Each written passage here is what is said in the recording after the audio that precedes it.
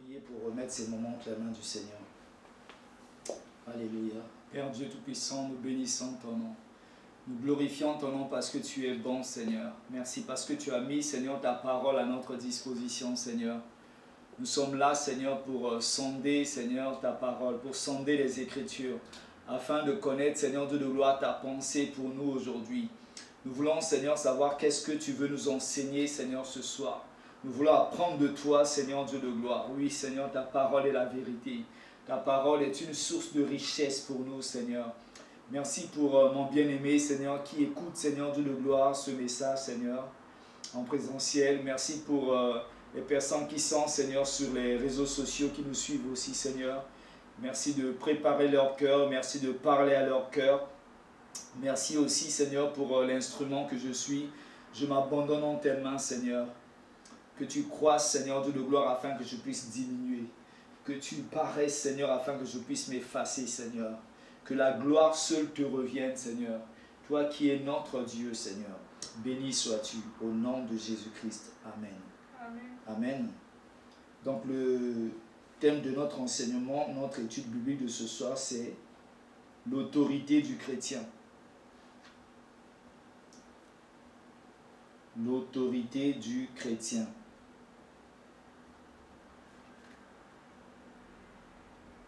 Alors nous allons commencer par définir ce que c'est que l'autorité. Amen.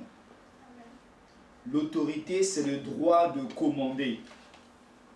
Donc quand on te donne, tu es mandaté au fait, tu es mandaté, tu as reçu un mandat, tu as reçu une permission, une autorisation d'exercer une autorité. C'est ça l'exercice de l'autorité. C'est le pouvoir d'imposer l'obéissance. C'est-à-dire, quand tu es dans une position d'autorité, tu imposes l'obéissance. La personne, bon, je prends un exemple de la personne, généralement, vous allez voir que l'autorité que nous avons reçue, c'est contre les puissances, alléluia, les puissances spirituelles du monde des ténèbres. Nous ne pouvons pas utiliser cette autorité entre nous, les chrétiens. Donc, c'est pour ça que quand je dis imposer, le pouvoir d'imposer l'obéissance, lorsque vous allez voir des exemples que nous allons voir dans la parole de Dieu, où le Seigneur ordonnait aux esprits et les esprits se soumettaient. Amen. Bon, c'est vrai que vous allez voir aussi dans une église, il y a une hiérarchie, il y a une autorité qui est là. Bon, l'autorité, elle est là. Nous devons nous soumettre à l'autorité, comme dit la Bible, mais l'autorité n'impose pas au fait. L'autorité dans l'église n'impose pas la parole de Dieu, puisque Dieu lui-même nous laisse le libre arbitre pour obéir à sa parole ou pas. Étant sur cette terre, étant dans cette vie, nous avons le libre arbitre. Alléluia. Mais devant le tribunal de Dieu, il n'y aura plus de libre arbitre. Tous nous allons comparaître et nous serons jugés par rapport à nos œuvres, par rapport à nos paroles. Donc l'autorité, c'est le droit de commander et le pouvoir d'imposer l'obéissance. Alléluia. Donc, l'autorité, vous avez des exemples d'autorité un peu partout dans le monde. Vous voyez, par exemple, je prends l'autorité du président de la République. Il a des représentants. Donc, l'autorité a des représentants. L'autorité ne peut pas être partout. L'autorité ne peut pas imposer cette obéissance partout. Alléluia. La seule autorité qui est omniprésente, c'est Dieu. Il n'y a que Dieu qui est omniprésent et il est partout. Mais Dieu a délégué cette autorité à l'homme. Et l'homme ne peut pas être partout. Ce qui fait que l'homme qui a reçu l'autorité, il a des représentants autour de lui. Donc les représentants de l'autorité sont des autorités. Alléluia. Donc nous allons ouvrir nos Bibles dans Matthieu chapitre 8.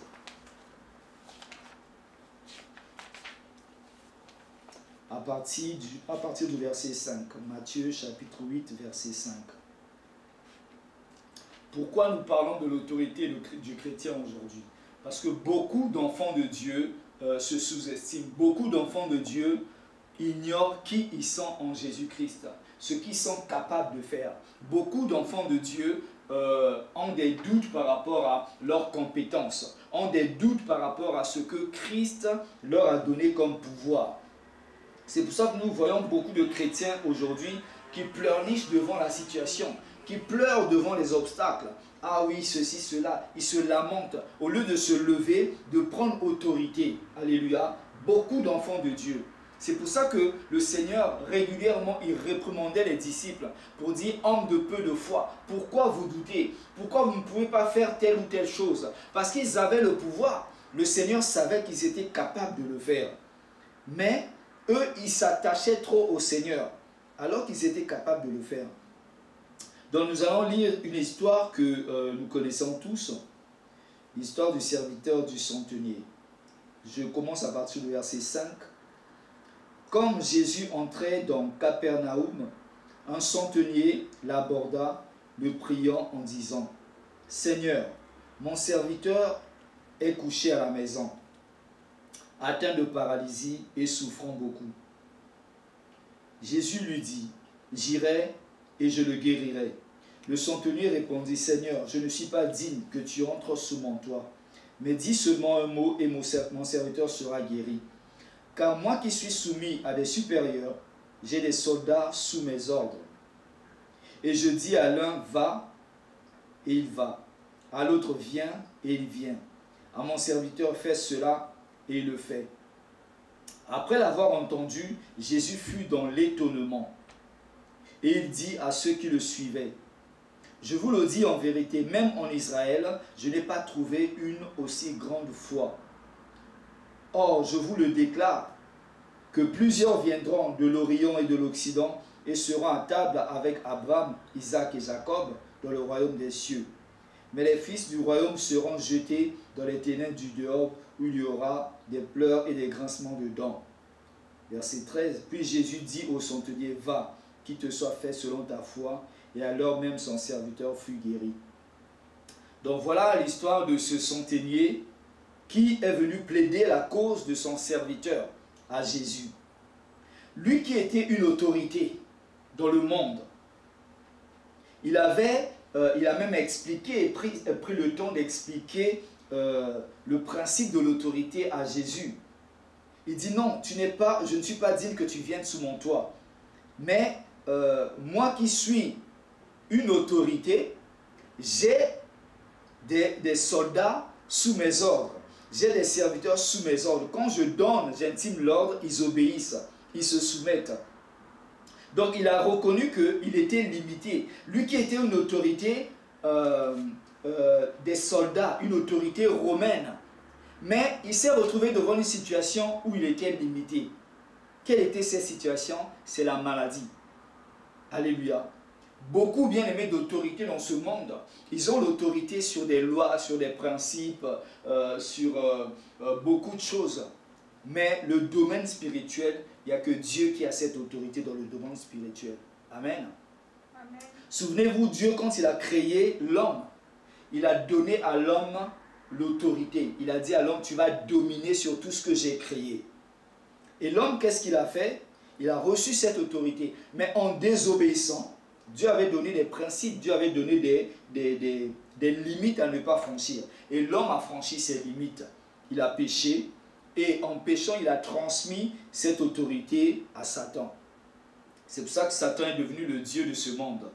Et à travers la mort de Jésus à la croix, l'homme a repris cette autorité.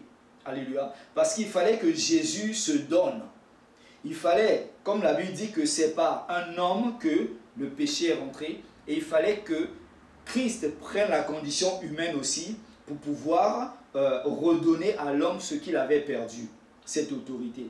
Donc par la mort de Jésus à la croix, nous récupérons notre autorité. Alléluia. Ça devient encore plus amplifié. Ça devient amplifié. Parce que, souvenez-vous, quand vous lisez l'Ancienne Alliance, quand Jésus même chassait les démons, les gens étaient surpris. Mais quel pouvoir il utilise pour chasser ces démons? Pour eux, c'était extraordinaire, chasser un démon. Et ils voyaient des miracles. Alléluia. Donc, ça veut dire que cette autorité était redonnée à l'homme. Donc, le centenier a reconnu que seul Jésus avait l'autorité sur la maladie. Lui, il était limité. malgré son argent, malgré sa position d'autorité, malgré son influence, il était limité. Et il s'est dit, j'irai voir une personne qui a l'autorité sur la maladie. Alléluia. C'est pour ça que quand la Bible dit, le monde attend avec un ardent désir la révélation des fils de Dieu. Nous, comment nous devons nous imposer dans le monde? Là où le monde n'arrive pas, c'est l'Église qui doit se manifester. Alléluia. Par des miracles, par la puissance de Dieu, par la sagesse, par les dons de connaissance.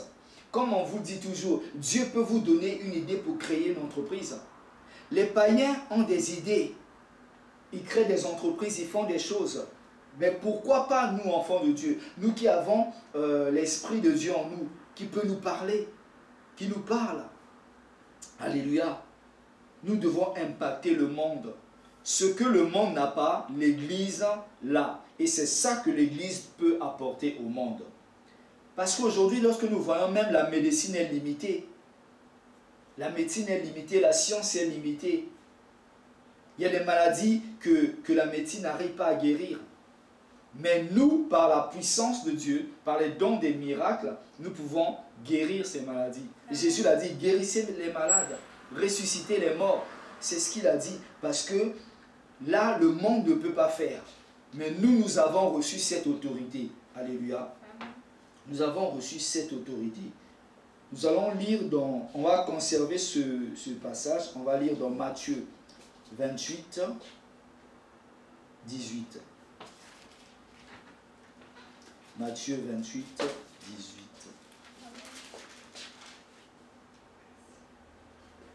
Là, il dit dans Matthieu 28, 18, Jésus s'étant approché, leur parla ainsi. Tout pouvoir m'a été donné dans le ciel et sur la terre. Tout pouvoir. Bien aimé, le mot tout veut dire tout. Alléluia. Jésus, il n'y a aucun pouvoir qui n'a pas été donné à Jésus. Tout pouvoir lui a été donné. Non seulement dans le ciel, mais sur la terre. Et vous allez lire des passages où on dit que tout doit se soumettre à Jésus. Que ce soit dans le ciel, sur la terre et sous la terre. Alléluia. Ça veut dire, bien aimé, qu'il y a des puissances sous la terre que nous ne connaissons pas. Mais ils doivent se soumettre à Jésus. Parce que Jésus a reçu le nom qui est au-dessus de tous les noms. Alléluia. Il dit, tout pouvoir m'a été donné dans le ciel et sur la terre. Il dit, j'ai reçu ce pouvoir. Il dit maintenant, allez. Alléluia. Le verbe aller ici représente un mandat, représente un feu vert, représente une autorisation, une transmission d'autorité. Ça veut dire, j'ai reçu cette autorité, je vous le transmets. Donc, allez avec ma parole suffit. Je vous donne cette autorité. Je vous mandate pour aller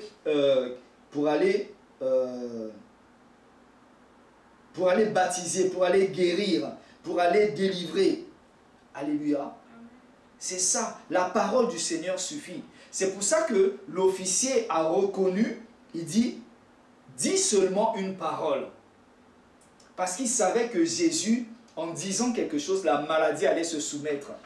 Alléluia. Dis seulement une parole. Donc cet homme a reconnu la souveraineté de Jésus, l'autorité de Jésus sur la maladie. Et le Seigneur a été impressionné par sa foi. Et qu'est-ce que le Seigneur a dit? Il a témoigné de sa foi à la foule. Bien aimé, dans des situations difficiles, nous devons faire preuve d'une grande foi. Pourquoi des fois nous connaissons des échecs dans notre vie? Lorsque nous prions pour des gens, lorsque nous prions pour des cas de maladie, peu importe le nom de la maladie, même le cancer se soumet, bien aimé. Pourquoi nous connaissons des échecs? C'est un problème de manque de foi. Alléluia. Manque de foi. Lorsque nous avons la foi comme cet homme, les choses vont... Au fait, nous allons toucher le cœur de Dieu par notre foi. La foi touche le cœur de Dieu. La foi appelle la faveur de Dieu. Alléluia. Et Dieu se concentre sur ton problème. Il a dit, dis seulement un mot. Il savait que le Seigneur avait le pouvoir dans sa parole. Et c'est ce que le Seigneur a fait. Il a dit, qu'il te soit fait selon ta foi. Et à l'heure même, son serviteur était guéri. Alléluia. Proverbe 18, 21. Proverbe 18, 21. Bien-aimé, tu es enfant de Dieu, ne te sous-estime pas. Jésus t'a donné l'autorité. Proverbe 18, 21. La mort et la vie sont au pouvoir de la langue. Quiconque l'aime en mangera les fruits. La mort et la vie. Ça veut dire que par ta bouche, tu peux donner la vie. Le Seigneur a prononcé une parole et il a donné la vie à son serviteur, à ce serviteur qui était malade, qui était paralysé. Ça veut dire quand il a libéré la parole est venue impacter la vie de cette personne. Ça veut dire aujourd'hui, Christ habite en toi. Toi, tu es représentant de Christ. Comme j'ai dit, les représentants de l'autorité sont des autorités. Toi, tu es représentant de Christ, tu es une autorité aussi. Donc, ça veut dire que ta parole, quand tu parles, c'est Jésus qui parle à travers toi. Quand tu parles avec foi, bien sûr. Quand tu parles, tu déclares. Tu parles au nom de Jésus. Parce que tu as été mandaté. Il t'a dit, allez. Il a dit, vas-y. Nous avons reçu cela, nous qui sommes enfants de Dieu. Donc, de ta bouche, tu as le pouvoir de donner la vie. Lorsqu'une personne est malade, ça veut dire qu'il y a quelque chose qui ne fonctionne pas dans la vie de la personne. Mais tu déclares, bien-aimé, et la parole viendra impacter. Tu n'as pas besoin de connaître quel est l'endroit précis de la maladie. Tu libères la parole et le corps va se soumettre. La maladie va se soumettre. La cellule va se soumettre. La cellule cancéreuse va se régénérer. Le miracle va se produire. Parce que tu es représentant de l'autorité. Alléluia. Dieu t'a donné l'autorité, bien-aimé. Dans Psaume 82, verset 6, la Bible dit, vous êtes des dieux. Vous qui êtes fils et filles du Très-Haut. Vous êtes des dieux. Un Dieu a le pouvoir de créer. Un Dieu a le pouvoir d'appeler à l'existence les choses qui n'existent pas. Ne doute pas de ton autorité, bien-aimé. Dans Marc 11, 23, que vous connaissez aussi, Marc 11, 23.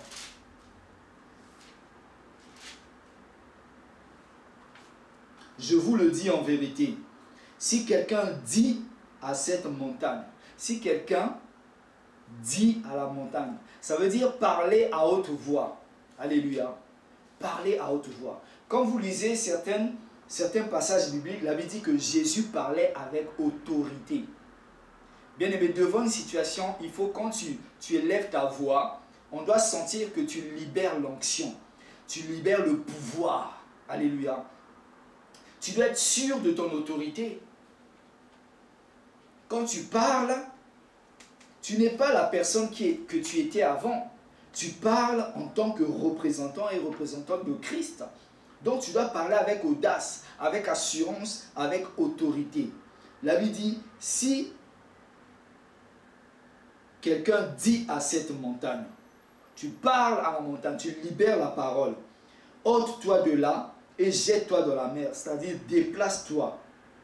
Et s'il ne doute point en son cœur, mais croit que ce qu'il dit arrive, il le verra s'accomplir. Si tu ne doutes pas, tu crois, tu parles avec la foi, ça va se produire. Alléluia. La montagne peut être une difficulté insurmontable. La montagne peut être un obstacle, un manque d'avancement, un blocage, une maladie incurable. Tu dis, si tu ne doutes pas. Or, généralement, nous doutons. Lorsque nous doutons, l'échec est là, bien-aimé. Nous allons aller d'échec en échec. Sache que la Bible dit que Dieu veille sur sa parole pour l'accomplir. Donc, quand tu parles, ce n'est pas toi qui agis. C'est le Saint-Esprit de Dieu qui agit. La Bible dit qu'au commencement, l'Esprit de Dieu planait au-dessus des eaux. Donc, il attendait le feu vert de Dieu pour exécuter. Donc, lorsque nous parlons aussi, en tant que représentant de Christ, le Saint-Esprit est là, il attend. Quand tu parles, et s'il y a la foi, là, il va agir. Alléluia. Ce n'est ni par ta force, ni par ta puissance, mais c'est par mon esprit, dit le Seigneur. C'est le Saint-Esprit qui va faire. Alors ne doute jamais. Peu importe les circonstances, si on te dit telle personne est malade de telle maladie, il y a des chrétiens des fois qui choisissent la maladie. Quand ils savent que c'est la fièvre, ah, je vais aller prier pour la fièvre. Quand c'est le cancer, ah non, je ne peux pas aller. Ça, ce n'est pas mon niveau. Non, bien-aimé. Pour Dieu, fièvre et cancer, c'est la même chose. Amen. Christ a tout pris à la croix. Paralysie, AVC, c'est la même chose devant Dieu. Toi, ne regarde pas à l'ampleur de la maladie, regarde à Dieu. Et tu verras que Dieu va t'utiliser avec puissance. Tu seras surpris, bien-aimé. Amen. Amen. Si tu dis à la montagne, alléluia.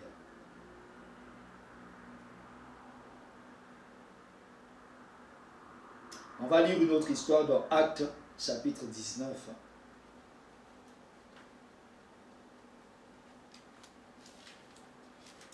Actes 19, 13 à 15.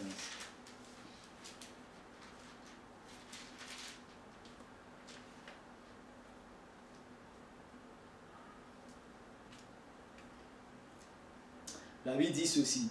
Quelques exorcistes juifs ambulants essayèrent d'invoquer sur ceux qui avaient des esprits malins le nom du Seigneur Jésus, en disant, je vous conjure par Jésus que Paul prêche. Ceux qui faisaient cela étaient 7 fils de Séva, juifs, l'un des principaux sacrificateurs. L'esprit malin leur répondit, je connais Jésus et je sais qui est Paul, mais vous, qui êtes-vous? Et l'homme dans lequel était l'esprit malin s'élança sur eux, se rendit maître de deux d'entre eux, et les maltraita de telle sorte qu'ils s'enfuirent de cette maison nus et blessés. Voilà des personnes, des fils d'un sacrificateur. Pour eux, au fait, comme je peux prendre l'exemple aujourd'hui, le fils d'un pasteur, qui se dit, comme mon père est pasteur, il chasse les esprits, il guérit les malades, moi aussi je vais aller le faire. Bien aimé, le salut c'est quelque chose de personnel. L'autorité c'est quelque chose de personnel. C'est la démarche que tu fais envers Dieu, et quand tu deviens enfant de Dieu, tu reçois cette autorité. Alléluia. Donc eux, ils se sont dit, comme notre Père est sacrificateur, on va faire comme Paul a fait. Au nom de ce Jésus que prêche Paul. Et le démon a répondu, je connais Jésus et je sais qui est Paul, mais vous, qui êtes-vous? Ça veut dire qu'il n'a pas reconnu, les esprits voient, bien-aimés. Ils voient, ils nous connaissent. Ils savent que tu es une autorité. Et ils savent que tu connais aussi tes droits, et ils savent que cette personne aussi ne connaît pas ses droits. Quand tu doutes, quand tu te sous-estimes, les démons le savent. Alléluia. Mais quand ils savent que celui-là connaît la parole, là ils tremblent. Alléluia. Ils ont dit, il a dit, je connais Jésus et je sais qui est Paul. Aujourd'hui, bien-aimé, les démons te connaissent dans le monde des ténèbres. Quand tu pries, alléluia, quand tu pries, tu déranges la nuit. Les prières d'intercession que tu fais, tu déranges les puissances des ténèbres. Ils te connaissent. Donc ne sous-estime pas, bien-aimé, ta prière. Ne sous-estime pas l'autorité que tu as. Tu es une autorité. Les esprits te connaissent. Ils nous connaissent. Alléluia. Amen. Jésus dit, tout pouvoir m'a été donné et je te le donne. Vas-y. Marc 5, 1 à 6. Marc chapitre 5.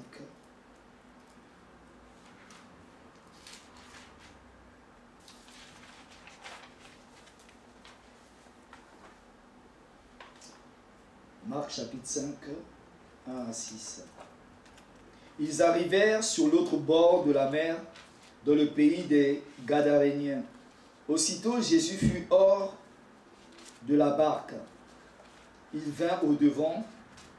Aussitôt que Jésus fut hors de la barque, il vint au-devant de lui un homme sortant des sépulcres et possédé d'un esprit impur. Cet homme avait sa demeure dans les sépulcres, et personne ne pouvait plus le lier, même avec une chaîne. Car souvent, il avait eu des fers aux pieds et avait été lié de chaînes. Mais il avait rompu les chaînes et brisé les fers, et personne n'avait la force de le dompter. Il était sans cesse nuit et jour dans les sépulcres et sur les montagnes, criant et se meurtrissant avec des pierres. Ayant vu Jésus de loin, il accourut, se prosterna devant lui et s'écria d'une voix forte, « Qu'y a-t-il entre moi et toi, Jésus, fils du Très-Haut? je t'en conjure, au nom de Dieu, ne me tourmente pas. Car Jésus lui disait, sors de cet homme, esprit impur. Il lui demanda, quel est ton nom? Légion est mon nom. Il lui répondit-il, car nous sommes plusieurs. Donc voilà un homme possédé que, bien aimé, je ne sais pas si tu as déjà vu, tu as déjà assisté à une délivrance, tu as déjà vu une personne possédée prendre des objets, commence à jeter sur les gens, commence à courir derrière les gens. Alléluia. C'est vrai que humainement, c'est effrayant. Alléluia. Mais imaginez l'état de cet homme qui vivait dans les cimetières. Il arrivait à rompre le fer, les chaînes. Personne ne pouvait plus le contrôler. Et il vivait dans cet endroit-là. Je crois que même personne n'osait plus passer par là. Alléluia. Et à chaque fois, il était là. Il se faisait du mal parce que il y avait plusieurs démons en lui. Plusieurs démons. Mais quand il a vu Jésus, alléluia, il pouvait agresser Jésus. Mais il a vu l'autorité. Alléluia. Il a vu l'autorité de Jésus. Il s'est soumis. Il savait que Jésus était le Fils de Dieu. Il savait que Jésus-Christ avait reçu le pouvoir dans le ciel, sur la terre et sous la terre. Il avait l'obligation de se soumettre. Alléluia. Bien-aimé, devant un cas de possession, ne tremble pas, bien-aimé. Le démon peut venir, il va s'agiter, il va s'agiter. Mais quand tu es là devant lui, tu sais qui tu es et tu parles avec autorité, il n'a pas d'autre choix que de se soumettre. Ils vont se soumettre. Alléluia. Des fois, il y a des démons qui font du bruit, ils parlent. Tu lui dis, tais-toi au nom de Jésus. Il va obéir. Fais cette expérience, tu verras. Alléluia. Beaucoup de frères ont vu ça à la délivrance. Ou quand nous ordonnons, ils n'ont pas d'autre choix, ils vont se soumettre. Mais nous n'avons aucune puissance personnelle. Tout cela vient de Dieu. Pourquoi? C'est les esprits qui étaient autrefois au service de Dieu, qui ont encore de la puissance. Mais pourquoi ils se soumettent aux chrétiens? Ça veut dire que la parole de Dieu est la vérité. Tout ce qui est écrit nous appartient. Le pouvoir, Jésus nous a donné. Donc nous avons le mandat d'utiliser le nom de Jésus. Pas comme c'est les fils de ce sacrificateur qui ont utilisé le nom de Jésus que prêche Paul. Ils n'avaient pas le mandat. Alléluia. Celui qui a le mandat, c'est celui qui a donné sa vie à Jésus, qui a reçu Jésus dans sa vie comme Seigneur et Sauveur personnel. Là, celui-là a reçu le mandat. Alléluia. Et peut utiliser le nom de Jésus. Jésus disait, l'Esprit du Seigneur est sur moi. Alléluia. L'Esprit du Seigneur, on va le lire dans Ésaïe 61.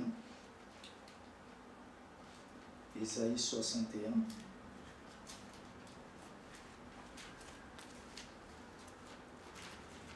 À partir du verset 1.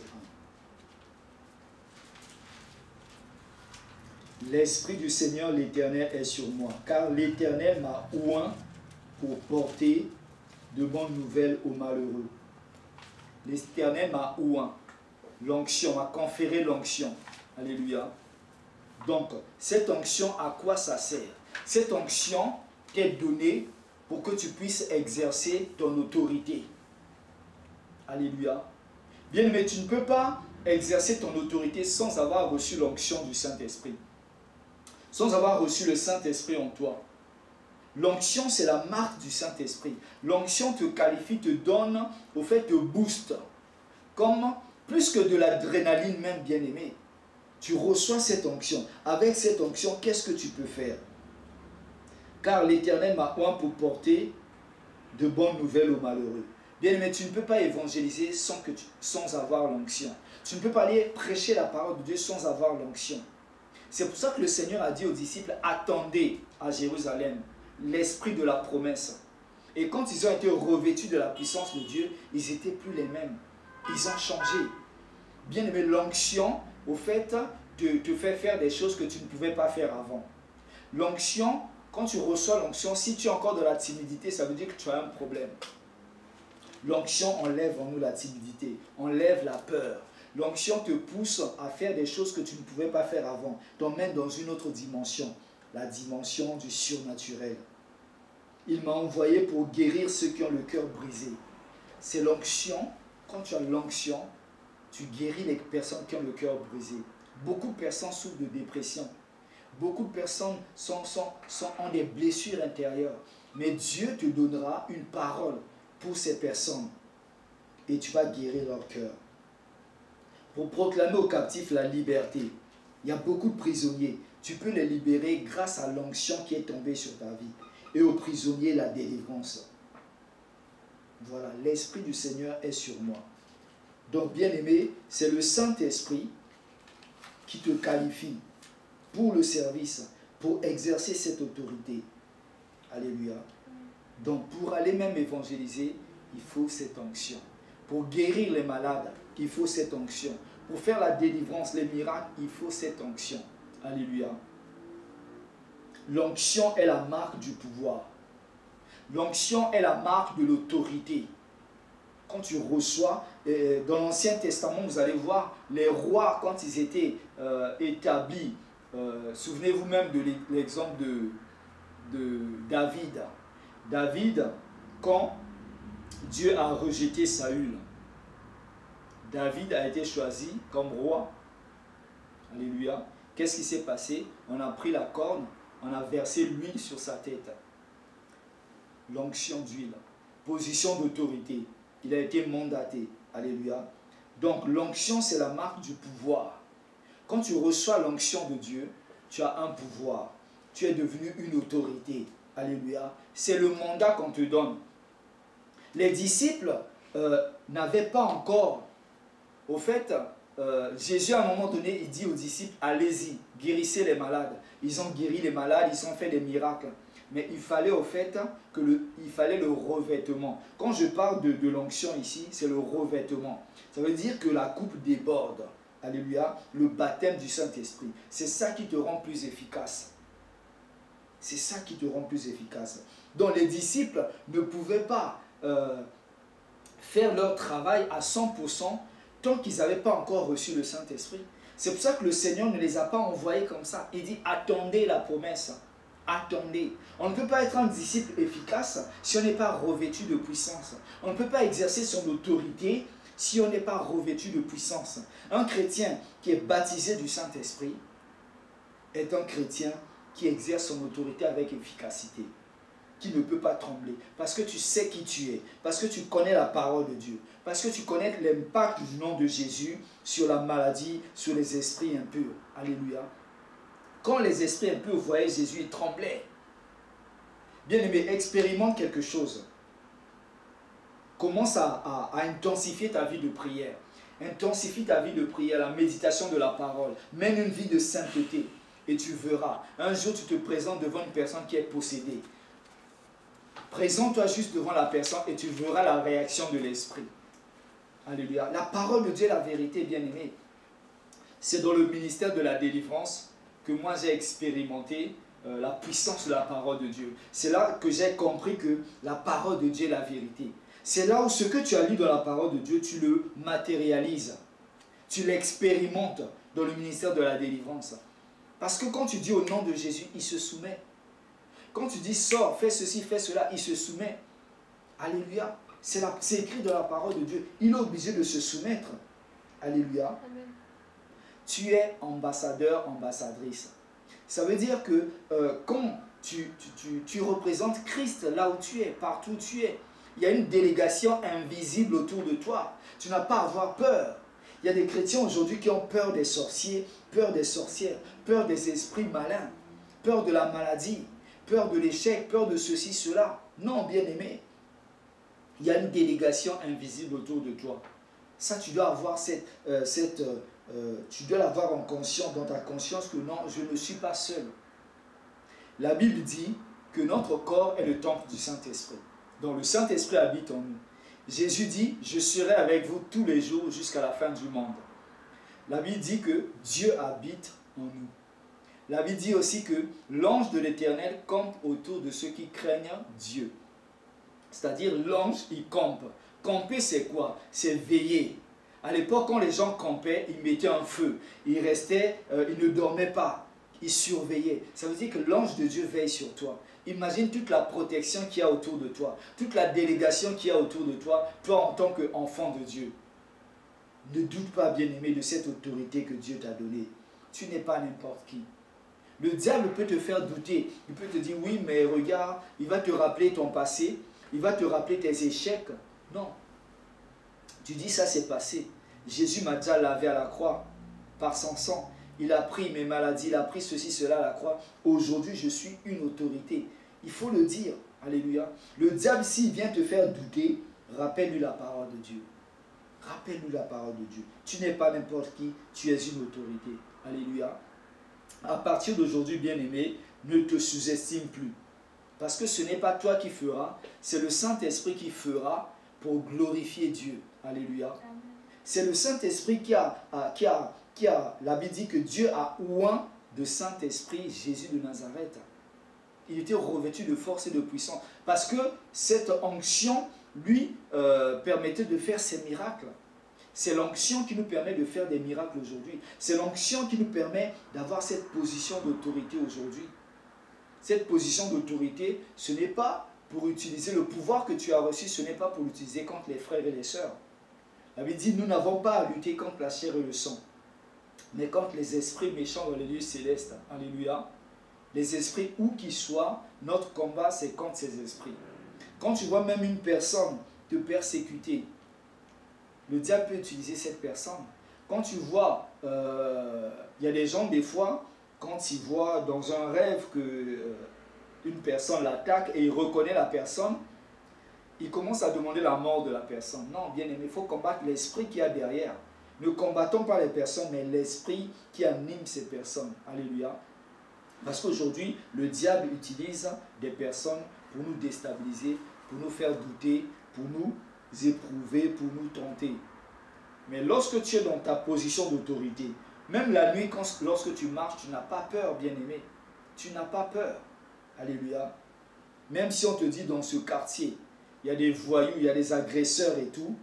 Si c'est Dieu qui te demande d'aller là-bas, tu peux y aller. Dieu va te protéger. Mais ne tente pas Dieu pour dire, bon voilà, comme certaines personnes qui disaient, voilà, nous allons, par le pouvoir de Jésus, nous pouvons marcher sur les serpents. Et ils vont saisir les serpents. Mais le serpent va te mordre, tu vas mourir. Alléluia.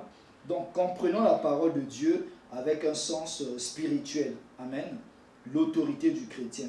Christ nous a donné l'autorité pour un but bien précis, pour accomplir une mission. Parce qu'il y a des personnes qui sont dans le besoin. Il y a des personnes qui ont besoin des choses que le monde ne peut pas leur donner. Il y a des maladies que la médecine ne connaît pas, ne pourra pas guérir. Seul Dieu pourra guérir. Alléluia. Amen. Que Dieu vous bénisse. Prions le Seigneur. Amen. Alléluia. Seigneur, je bénis ton nom, je glorifie ton nom pour ce thème sur l'autorité, Seigneur. Merci, Seigneur, parce que tu viens encore de nous rappeler, Seigneur, ta parole. Tu viens encore de nous rappeler quelle est notre identité, quel est notre statut en toi, Seigneur. Parce que tu nous as donné, Seigneur Dieu de gloire, le pouvoir. Tu nous as donné l'autorité, tu nous as mandaté, Seigneur. Et laisse que nous puissions, Seigneur, toujours nous rappeler, Seigneur Dieu de gloire, de qui nous sommes en toi. Parce que ta parole est la vérité. Ta parole ne ment jamais, Seigneur. Je te prie pour mon frère, pour ma soeur, qui se sous-estimait, Seigneur, jusqu'aujourd'hui.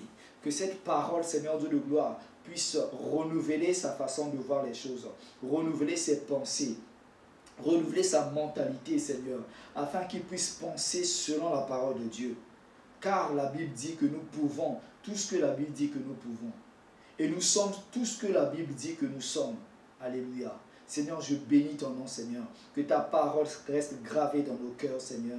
Au nom de Jésus-Christ, j'ai ainsi prié. Amen. Amen.